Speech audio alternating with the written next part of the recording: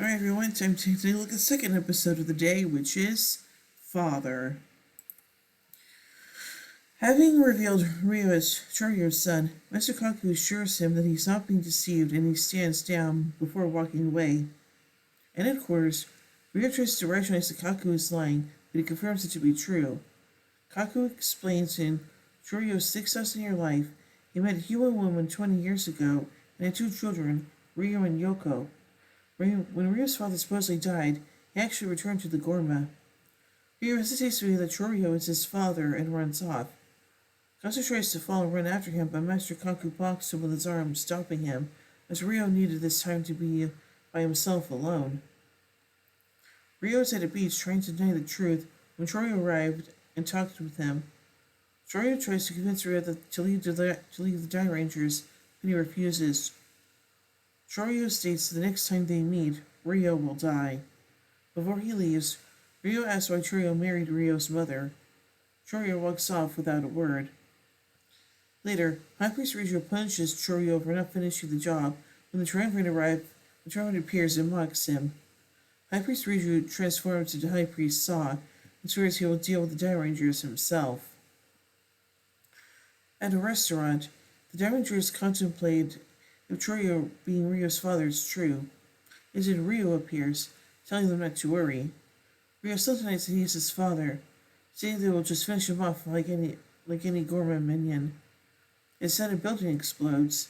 When the Die Rangers arrive, they were teleported elsewhere. They face off against High Priest Saw. The Die Rangers transform and fight the Gorma and tries to use the key power bomber on him. The attack was reflected back at them. High Priest Saw tortures Ryo while Choryo watches. Unable to watch any further and hearing his son's cries, Choryo attacks High Priest Saw and impales him. High Priest Saw breathes fire at him and escapes. Choryo falls to the ground and Ryo runs to him. With Choryo dying in his arms, Ryo finally accepts him as his father. Choryo, in his last breaths, says he can never give up on love and asks for forgiveness. He sees the spirit of his friends and tells Ryo the Lilac Jewels hold a power that is still yet unknown. Choryo declares that Ryo and his team will be the ones to inherit the power, and it touches Ryo's Lilac Jewel, causing it to glow bright red. Shocked and amazed by this, the other 4 Die Rangers reach out their Lilac Jewels as their ancestors touch him, causing them to glow bright in their respective colors. Choryo claimed it to be his legacy left behind, and as soon as Choryo's body disappears as he finally dies.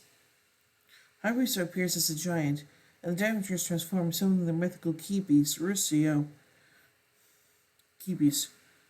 transforms into warrior mode, and the Die Rangers decide to use their new powers. They form Dyreno and faces off against High Priest Saw. With a few quick slashes, Dyreno performs the Raging Hurricane Waves attack, destroying High Priest Saw. Returning to the shore where he and his father spent time in the past, Ryo recalls him one last time as the 4 of the Die Rangers and Master Kaku watch over him. Oh, that's kind of sweet.